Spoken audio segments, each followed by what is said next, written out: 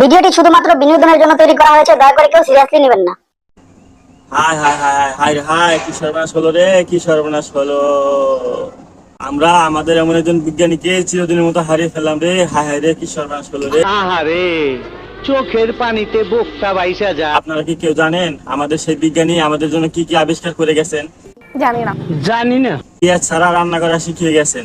কি সাক্ষ্য প্রমাণ আছে তোমার কাছে? পেঁয়াজ ছাড়াও কিন্তু রান্না হয়। আমাদের মহান বিজ্ঞানী, আপনি কি কখনো পেঁয়াজ ছাড়া রান্না করেছেন? আমরা কিন্তু পেঁয়াজ ছাড়াও রান্না করি। অনেক তরকারি আছে যা পেঁয়াজ ছাড়াই করা হয়। আমি বিশ্বাস করি না। ডিমের দাম বাড়লে সিদ্ধ করে সেই ডিম ফ্রিজে রেখে তারপর খাওয়ার কথা শিখিয়ে গেছেন। এরপরে যখন ডিম বেশি পাবেন সিদ্ধ করে ফ্রিজে রেখে দেবেন, বহুদিন থাকবে, সহসা নষ্ট হবে না। সব কিছু বিকল্প ব্যবস্থা আছে। এইটা কি কোনো কথা? ডিম সিদ্ধ করে আপনি যদি জিপলকে করে ডিপেও রেখে দেন, ডিম ভালো থাকে অনেক দিন। রান্না করার সময় আরামে রান্না করে খাওয়া যায়, ভর্তা করেও খাওয়া যায়।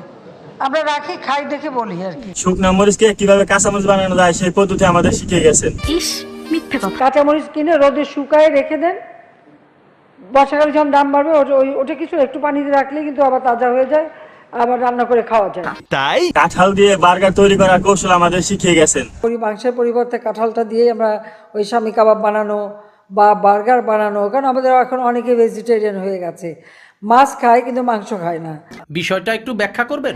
এই কাঁঠালের কাবাব হয়, কাঁঠালের বার্গার হয়, কাঁঠাল নানাভাবে কিন্তু এটা বিদেশে এখন মানে ব্যবহার করছে, খাচ্ছে, এবং তার দাম কিন্তু অনেক বেশি। এর কোনো আত্মীয় স্বজন নাই, শুভাকাঙ্ক্ষী কেউ নাই, তাকে নিয়ে আপনারা একটু পাবনা নিয়ে ভর্তি করে দেন, যত টাকা লাগে আমি দিব।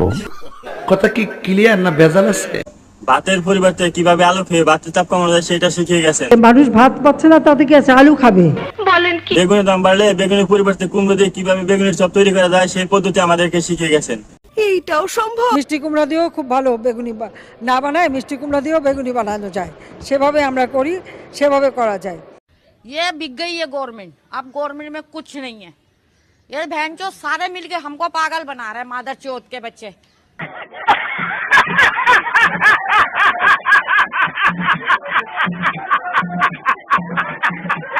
গরুর মাংসের দাম বৃদ্ধির কারণে গরুর মাংসের পরিবর্তে কিভাবে কাঁঠাল দিয়ে গরুর মাংসের চাহিদা পূরণ করা যায় সেই পদ্ধতি আমাদের শিখিয়ে গেছেন।